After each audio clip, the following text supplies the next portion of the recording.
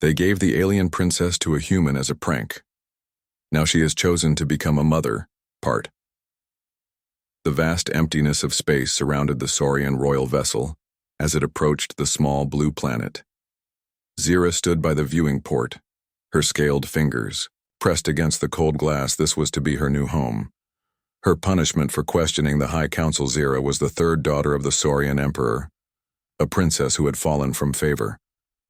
Her scales shimmered between purple and blue, showing her mixed emotions about what was to come. The diplomat beside her, Admiral Vrex, sneered at the planet below. These humans are barely out of their trees. Admiral Vrex said, his voice cold and mocking. They will serve as a perfect lesson for you. Princess Zira knew what he meant. She was being sent as a mate gift to a human scientist, a gesture meant to humiliate both her and the humans. The council believed humans were beneath them, useful only as a source of amusement and resources. The royal vessel entered Earth orbit, and soon, Zira found herself in a small shuttle heading toward the surface. She had studied human languages and customs, but nothing prepared her for the actual experience of their world. When the shuttle doors opened, the air felt thick. With moisture, the gravity pulled at her body, making her feel heavy and awkward. The human research station stood alone in a vast wilderness of white snow and green trees. Zira had never seen so much open space on her homeworld. Every inch was covered with buildings and technology. A human female emerged from the building, bundled in thick clothing, her breath visible in the cold air. Zira observed her with scientific curiosity, noting the soft skin, lack of scales, and strange fur on top of her head. Admiral Vrex performed the ceremonial introduction with exaggerated formality.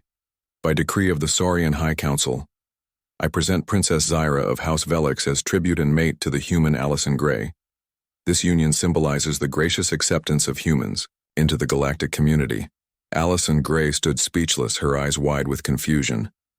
I think there must be some mistake. She finally said, I didn't request anyone, and I'm not part of any diplomatic mission. I'm just a research biologist. Vrex simply handed over a data tablet containing the transfer documents, bowed mockingly, and returned to the shuttle, leaving the two females staring at each other in the cold Alaskan air. What am I supposed to do with you? Allison asked after the shuttle disappeared. Into the cloud, Zira felt her scales flatten against her body in embarrassment and fear. I am given to you as is our custom, she said carefully, using the human language she had studied. It means I am yours to command. Alizon ran a hand through her brown hair and sighed heavily. Well, first command is let's get inside before we freeze, she said, gesturing toward the research station. You can explain everything where it's warmth. The inside of the station was simple but comfortable by human standards, though Zira found it uncomfortably warm.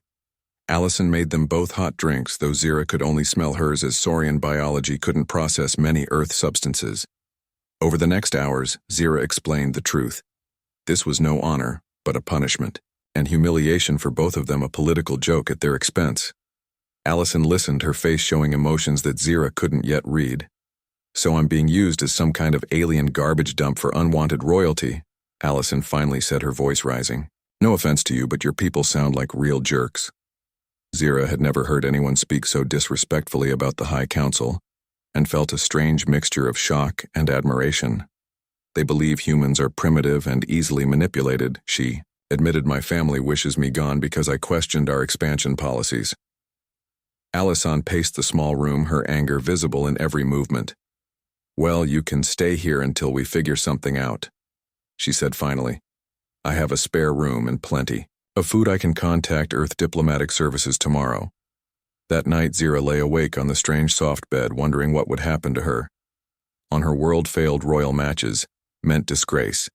She would be stripped of status and possibly face ritual exile. Her scales fluttered with anxiety in the darkness. In the morning, she found Allison already awake, working at a computer console surrounded by scientific equipment. Zira watched silently, admiring the humans' focus and determination. I study interspecies biology, Allison explained when she noticed Zira. Actually, your presence might be helpful to my research if you're willing to share information about Saurian physiology. Zira felt a spark of interest for the first time since arriving on this strange world. I was a science student before my family forced me into diplomatic training. she said, her scales brightening to a more vibrant purple.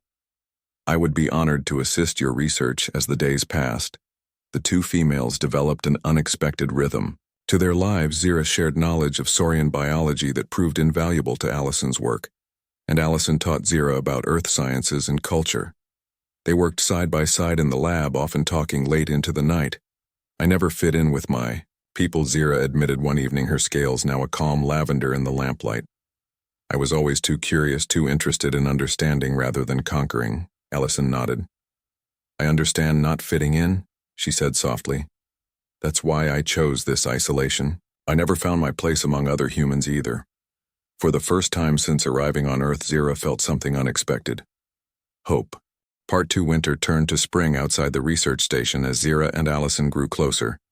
The snow began to melt, revealing green plants beneath. Zira was fascinated by Earth's changing seasons, so different from the controlled environment of her homeworld. Their research progressed rapidly. Zira discovered that Allison was brilliant for a human or any species. Her mind made connections that even Saurian scientists might miss together.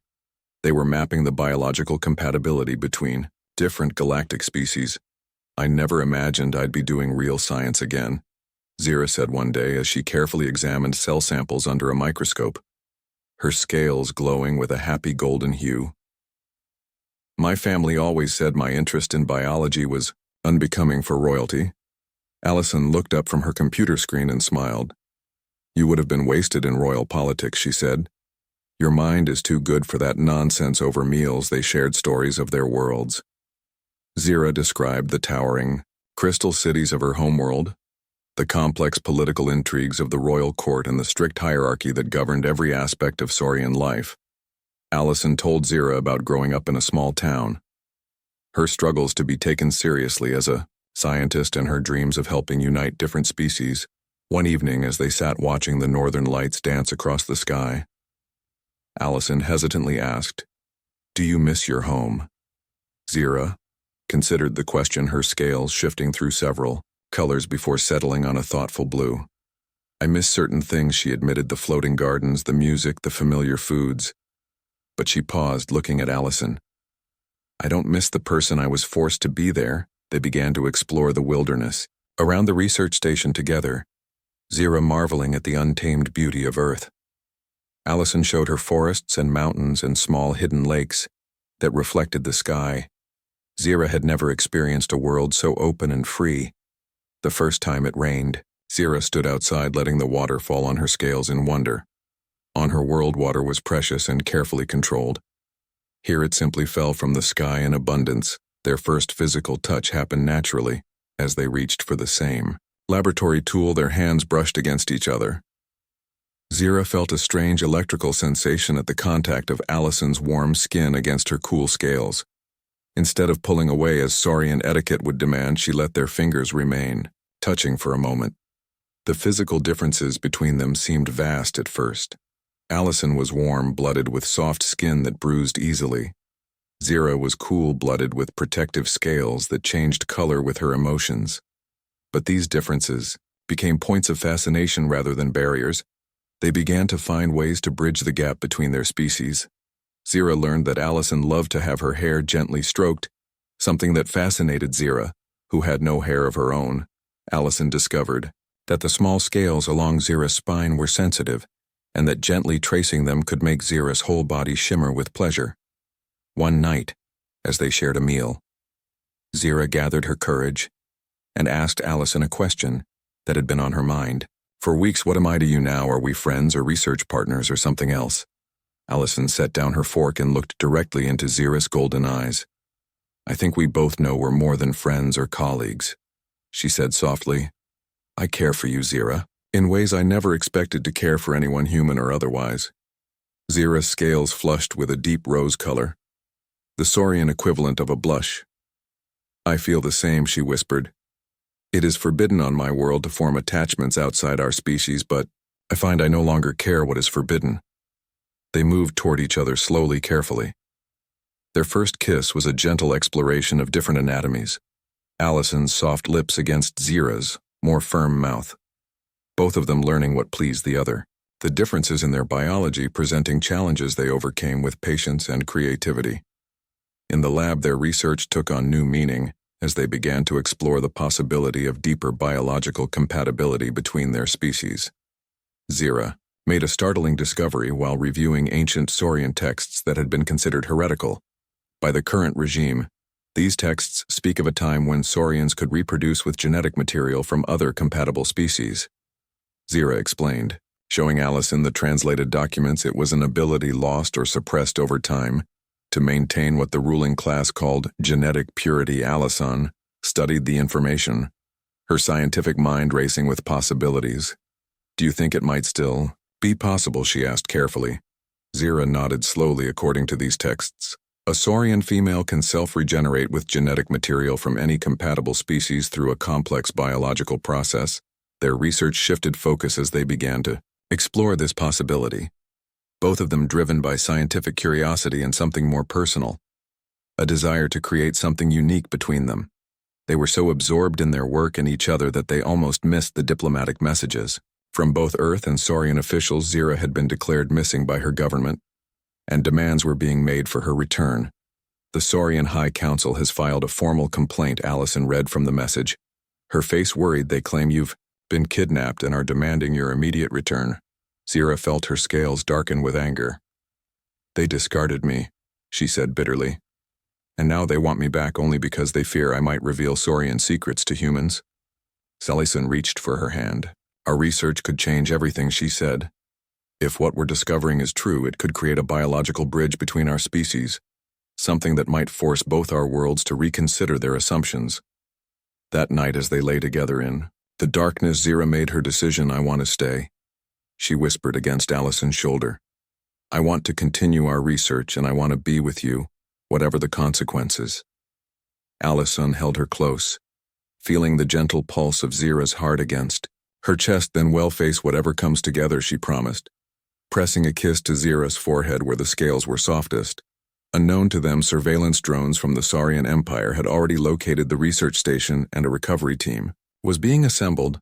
The princess would be returned by force if necessary, and all evidence of her research with the human would be destroyed. But Zira and Allison had already made a discovery that would change everything.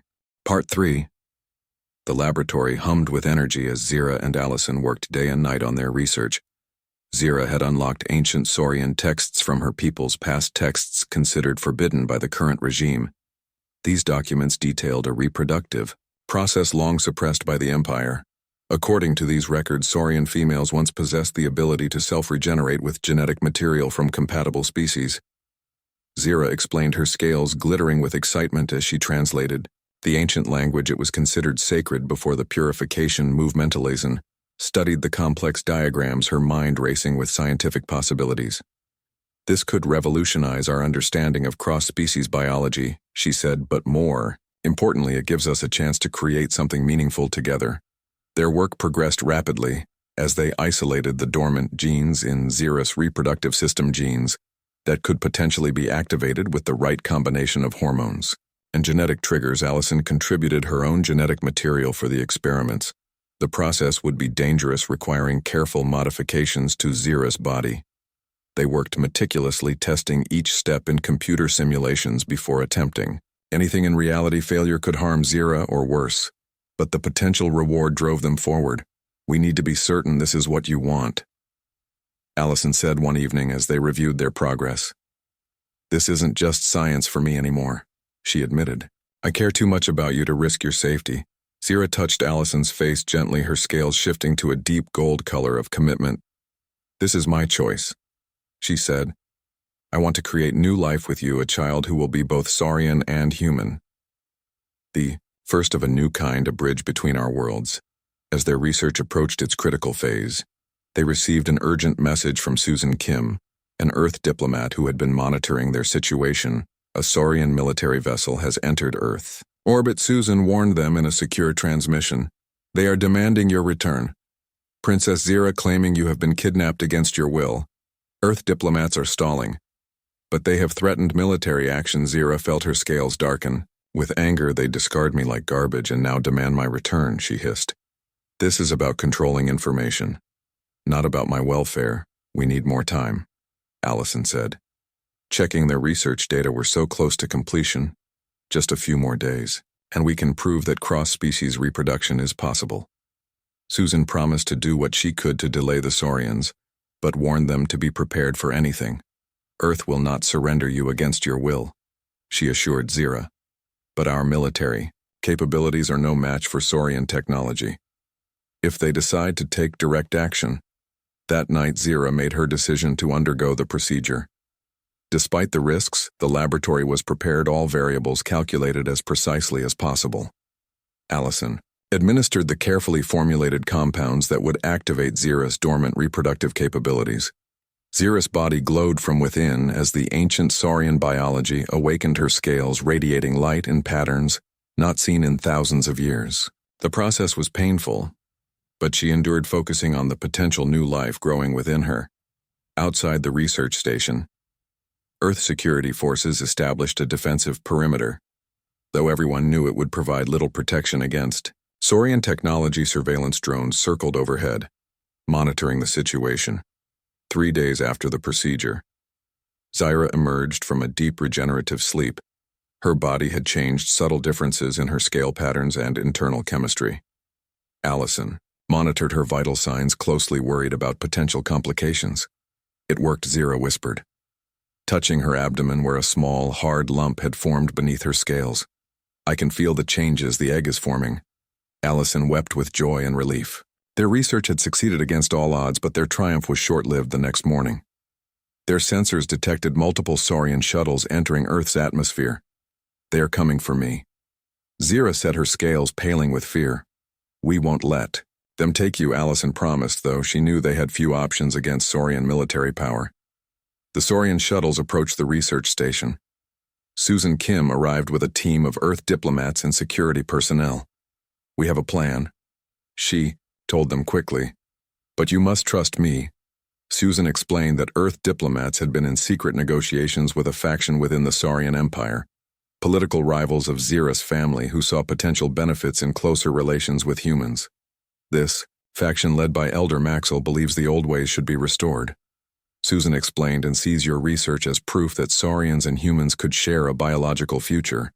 Zira recognized the name. Elder Maxwell had been her mother's ally before, being forced from the council for his progressive views. A communication link was established, and the ancient Saurian appeared on their screen. His scales, the pale blue of wisdom. Princess Zira, he said formally, I have been following your situation with great interest. Your research has confirmed what some of us have long suspected, that the purification movement has been holding our species back. The Saurian military vessels landed surrounding the research station. Tense moments passed as Elder Maxwell's faction confronted the Imperial Guards who had been sent to retrieve Zira inside the station. Zira suddenly doubled over in pain, her body convulsing as the reproductive process accelerated. The egg is coming too soon, Allison cried, helping Zira to a bed. The stress has triggered early development. Outside, a standoff between the two Saurian factions threatened to erupt into violence while Earth security forces stood by helplessly. Zira focused all her energy on the life growing within her. Ignoring the chaos around them, her body glowed with an intense light as the egg formed and moved toward her laying chamber, a special organ that had been dormant until now. Allison stayed by her side, monitoring her vital signs and providing comfort. As Zira underwent the painful process, nothing in their research had prepared them for the intensity of the actual experience. As dawn broke over the research station, Zira completed the laying process, a single pearlescent egg wrapped in a protective membrane that combined elements of both species. The egg pulsed with life, giving off a soft light that matched both their heartbeats. At that moment, Elder Maxwell entered the research station, having temporarily resolved the standoff outside. What he saw changed everything. The miracle of new life, a successful cross-species child, something thought impossible for thousands of years. This changes everything, he said, his voice filled with awe. The egg confirmation of what our ancient texts claimed, that Saurians once shared genetic futures with other sentient species. Word of the successful birth spread quickly through both Saurian factions. Even the Imperial Guards were affected by the news. Many of them had been raised on legends of the ancient Times when Saurians were not isolated but connected to other species through bonds of family. The Imperial commander herself entered the research station to witness the egg, her scales shifting between colors as she struggled with conflicting emotions. "This violates all our modern laws," she said, "but also fulfills our most ancient prophecies." Zira, supported by Allison, stood proudly beside their egg. "I claim the right of ancient sanctuary," she said, formally invoking a law so old many had forgotten. It existed. Any Saurian who creates new life is granted protection and the right to raise that life as they see fit. The Imperial commander could not deny this claim without losing honor among her own troops, many of whom now looked at Zira with newfound respect. A temporary truce was established as representatives from both Saurian factions and Earth diplomats gathered to discuss the implications of this historic event. The research station became an impromptu diplomatic zone with Susan, Kim coordinating negotiations. Meanwhile, Zira and Allison focused on their new egg, monitoring its development and preparing for the hatching to come. The two women rarely left its side, taking turns to rest while the other kept watch. The egg required precise temperature and humidity conditions, which they maintained carefully in a special incubation chamber Allison had designed based on Zira's knowledge of Saurian reproductive biology. "This is just the beginning," Zira said as they watched the egg pulse with life. "Our child will be the first of a new kind, neither fully human nor fully Saurian, but something wonderful and new." Allison squeezed her hand gently, and together they waited for the future to hatch. Part 4. The research station transformed into the center of an interstellar diplomatic crisis. In the days following the creation of Zira and Allison's egg, both human and Saurian military vessels surrounded the facility in orbit and on the ground. Tensions remained high despite the temporary truce. Inside, protected by layers of security, Zira and Allison maintained their vigilant watch over the developing egg. Its pearlescent surface now showed subtle patterns forming beneath translucent veins of energy pulsed with life, and the hard shell had softened slightly, indicating the approach of hatching. Elder Maxil established a temporary council chamber in the station's conference room, where representatives from Earth and both Saurian factions met daily to negotiate what would happen next. The egg had become a symbol with different meanings to each group. To Elder Maxil's progressive faction, the egg represented a return to ancient Saurian traditions of genetic diversity and cooperation with other species. To the Imperial faction, it was a dangerous aberration that threatened Saurian purity. To human diplomats, it offered unprecedented opportunities for alliance with at least some of the powerful Saurian Empire. News of the hybridization experiment leaked to the wider galaxy. Despite attempts to maintain secrecy, other species began sending observers curious about the implications for their own relations with both humans and Saurians. Zira received a private message from her mother, the Empress. Her scales shifted anxiously as she opened it, expecting condemnation. Instead, she found a complex message. "Daughter, what you have done threatens everything we have built," she wrote, "but it also awakens memories of our ancient past. Proceed with caution, but know that not all the royal house stands against you." Allison found Zira staring at the message, her scales a confused mix of colors. "What does it mean?"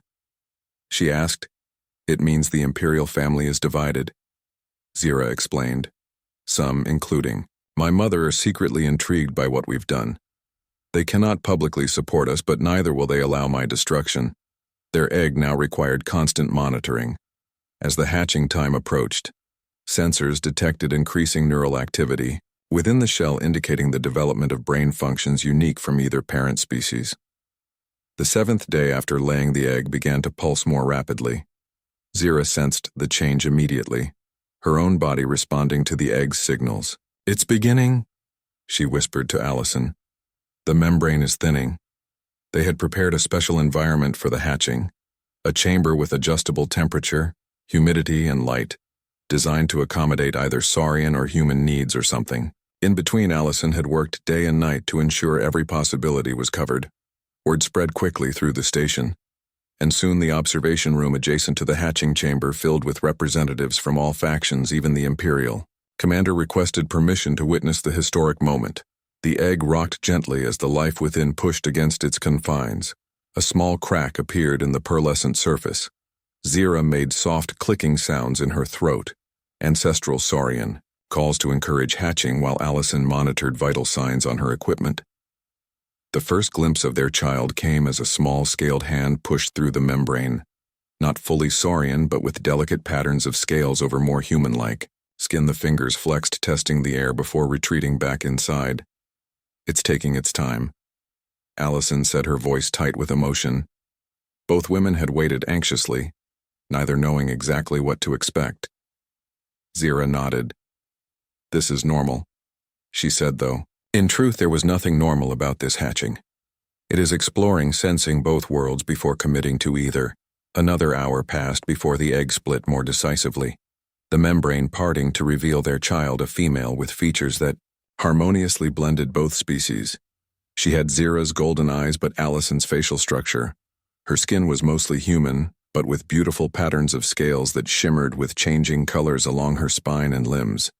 The child made no sound as she emerged, regarding both parents with an intense gaze that seemed far too knowing for a newborn. Zira approached first, extending her hand, palm up in the traditional Saurian greeting to new life. The child mimicked the gesture perfectly. Her small hand meeting. Zira Salison joined them, tears streaming down her face as she gently touched the child's other hand, completing the circle of family. The child turned to her second mother with equal recognition and acceptance. In the observation room, silence fell as the witnesses absorbed the significance of what they were seeing. A new form of life, neither human nor saurian, but something beautifully different. Elder Maxwell bowed his head in reverence, while even the Imperial commander could not hide the wonder in her expression. "What will you name her?" Susan Kim asked. Breaking the silence, Zira and Allison exchanged a look. They had discussed this moment. Hope, they said together they would call her. Hope grew with astonishing speed. By the second day, she could already sit unassisted by the third. She was attempting to stand her development following neither human nor saurian patterns, but an accelerated path all her own. Her mind developed even faster. She observed everything with intelligent eyes that missed nothing. Medical specialists from both species examined her carefully, finding a biology that efficiently combined the best aspects of both genetic lineages. Her immune system was robust, her cellular regeneration remarkable. She could regulate her body temperature like a human, but also possessed the saurian ability to enter states of deep conservation when needed. Most remarkable was her ability to communicate while she did not yet speak. She projected emotional states that both mothers could sense, creating a bond that transcended normal parent-child relationships. Diplomatic negotiations continued around them, but now with Hope as a living example of what cooperation between species could achieve. The tone shifted from crisis management to cautious exploration of future possibilities. However, not everyone welcomed this new future. A faction within the Saurian military remained violently opposed to any genetic mixing with species they considered inferior. They viewed Hope as an abomination and Zira as a traitor to her kind. Zira received threatening messages warning her that some would rather see both her and her child dead than allow this precedent to stand. Allison insisted on increasing security around the hatching chamber, creating a safe room where they could retreat if necessary. Their fears proved justified on the seventh night. After Hope's birth, alarms blared throughout the station as sensors detected unauthorized entry. A squad of Saurian soldiers had infiltrated the facility, bypassing security protocols. Their mission to eliminate the hybrid child and her mother. Zira and Allison grabbed Hope and ran for the safe room as instructed, but found their path blocked by two Saurian warriors, their weapons drawn. Zira pushed Allison behind her, her scales darkening to battle black, a color Allison had never seen before. "You dishonor our species," one warrior hissed at Zira. "That abomination must not exist." Zira stood tall, her royal training evident. "In her posture, this child is the future," she said, her voice carrying the authority of her bloodline. "She is protected by laws older than your narrow understanding." The standoff might have ended in violence, but for an unexpected intervention, the Imperial commander herself appeared behind the warriors. Her own weapon raised. "Stand down," she ordered, her voice allowing no disobedience. The warriors hesitated, torn between their mission and the direct command of their superior. This gave Earth security forces time to arrive, surrounding the intruders with their own weapons. The Imperial commander approached Zira, Allison, and Hope slowly. "I have seen enough," she said formally. "I cannot deny the evidence before me. This child is worthy of life and protection." She extended her hand toward Hope, who reached out fearlessly to touch the commander's scales.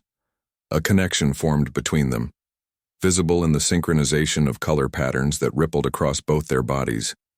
"The child speaks to me," the commander said in wonder. "She carries the ancient gifts thought lost to our kind." This incident became the turning point in negotiations. The attempted assassination, backfiring completely as more Saurians rallied to protect the unique child who seemed to embody their species' most ancient and sacred abilities. Over the following days, a formal protection agreement was drafted, recognizing Hope as a citizen of both worlds with rights and privileges in human and Saurian society. Her mothers would be her legal guardians with guarantees of safety from both governments. The research station would remain their home for now, transformed into a joint scientific and cultural center where the implications of cross-species reproduction could be studied in a controlled environment. As diplomats finalized the agreement, Zira and Allison focused on their daughter, watching in amazement as Hope continued her remarkable development, now attempting her first words in both human and Saurian languages. The future remained uncertain, but for the first time it held possibilities neither species had imagined before. Hope reached for both her mother's hands, bringing them together in the simple gesture that meant family in any language. Part 5. 1 year after her birth, Hope took her first steps across the floor of what had once been a simple research station and was now an interspecies diplomatic center.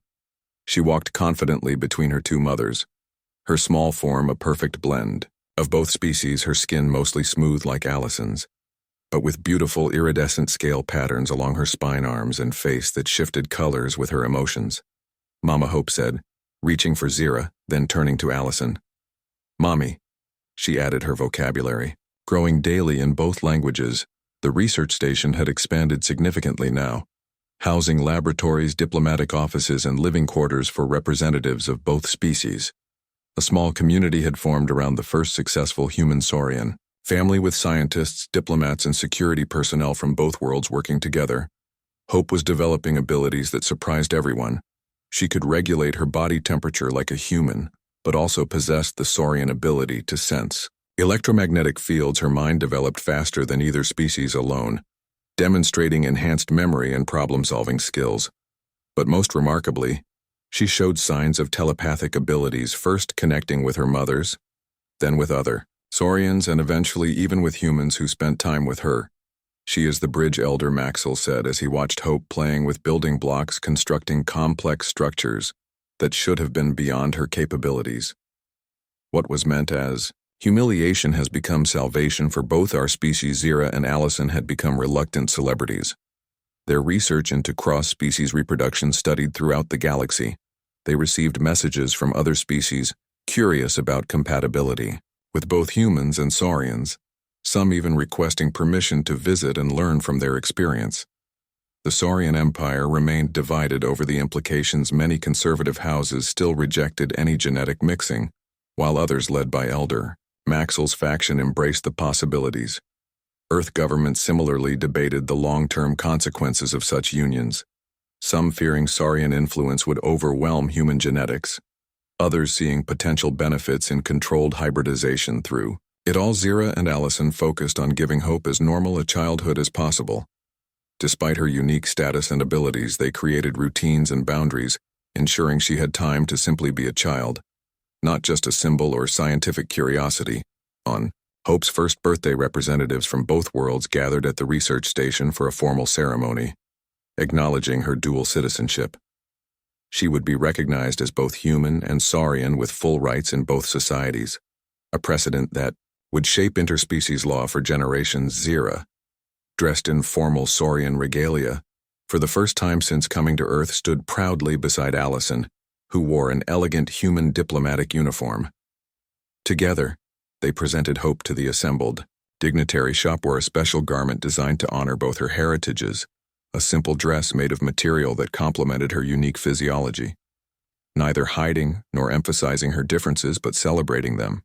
Her scale patterns shifted through rainbow colors as she sensed the attention, making many of the Saurian representatives gasp at a display of emotional range most adult Saurians could not achieve, to the surprise of everyone, including her mothers.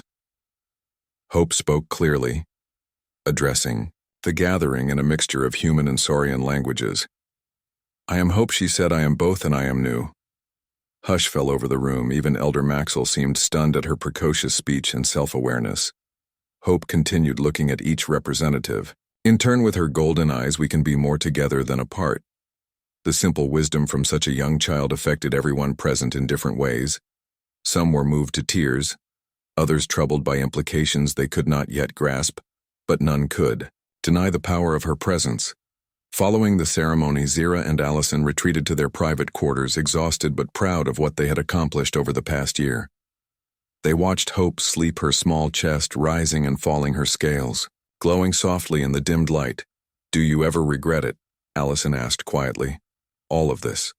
She gestured to indicate the dramatic changes in their lives, from isolation to the center of interstellar politics. Zira considered the question, her scales shifting through thoughtful colors before settling on a deep content gold. I regret nothing, she said. They meant to humiliate me, to discard me, and instead gave me the greatest gift, a true family and purpose. Their quiet moment was interrupted by an urgent message from Susan Kim, who had become Earth's permanent ambassador to the Saurian Empire. We have a situation, she said, her face serious on the communication screen. A group of mixed-species couples has arrived at Earth Embassy requesting similar reproduction rights. They cite your case as precedent. Zira and Allison exchanged glances. This was unexpected but perhaps inevitable. Other species had been watching their success closely. What had been a personal journey was becoming a movement. Should meet with them, Allison said. We can't make policy, but we can share our experience. Zira nodded her agreement, her scientific mind already considering the biological implications for other species combinations. Each would present unique challenges and possibilities. The next morning they met with the group in the station's conference room. 5 couples representing 7 different species, each with their own story of cross-species love and connection, facing barriers to family creation. Hope insisted on joining them, sensing the importance of the meeting as the couples shared their stories. Hope moved from one to another, touching hands, tentacles, and various appendages with natural acceptance. The adults watched in amazement as she established connections across species barriers without effort or hesitation. She shows us the way forward, Zira said quietly to Allison. What comes naturally to her, we must learn through science and diplomacy. Allison squeezed Zira's hand in agreement. They would help these couples navigate the complex biological and political challenges ahead, just as they had done themselves. The research station would expand its mission, becoming a center for cross-species family creation. That evening, as Hope slept between her 2 mothers, Allison reflected on the strange journey that had brought them here. What began as a cruel joke had transformed into something revolutionary, a new understanding of family and connection that transcended biological differences. Their work was just beginning. Other species combinations would present new challenges requiring adaptations to their techniques and protocols. Political resistance would continue from conservative elements in all societies. But the path forward was clear. Zira sensed Allison's thoughts, her scales glowing with shared purpose. We are creating a new galaxy, she whispered, one family at a time. Outside their window, the northern lights danced across the Alaskan sky, green and purple ribbons flowing and merging, just as the genetic heritage of different species might flow together, creating new patterns of life and connection. Hope stirred in her sleep, her scales mimicking the colors of the aurora, as if in agreement. 3 years later, the research station had grown into a small city as more mixed-species couples arrived seeking help with reproduction. The first generation of hybrid children now played together in specially designed educational facilities. Hope, at 5 years old, had become their natural leader, her unique abilities making her a bridge between all the different combinations. Zira and Allison continued their scientific work, publishing research that revolutionized understanding of genetic compatibility across species while raising their remarkable daughter together. Their family had expanded to include a second child, this time carried by Allison through an adapted version of their original procedure. The Saurian Empire gradually shifted its policies as the benefits of genetic diversity became apparent. Elder Maxwell now led the High Council, his progressive faction having gained power through diplomatic and scientific successes. Earth likewise adapted, creating new legal frameworks to accommodate the growing population of hybrid children. What had once been unthinkable had become a new normal hope, and her generation represented the future of galactic society, not bound by the limitations of single-species genetics, but embracing the strengths of combination and cooperation. On rare quiet evenings, Zira and Allison would look back at the strange sequence of events that had brought them together. The cruel prank that had become the greatest gift, not just for them but for entire civilizations. The universe does have a strange sense of humor, Zira would say as they watched their children play, their scales shimmering with happiness. Sometimes the best jokes are the ones no one expected. Allison would smile and take her hand together. They had rewritten the future of multiple species, creating hope where none had existed before. All because someone thought giving an alien princess to a human would be a funny prank hit. Turned out the joke was on them, and the laughter would echo across generations.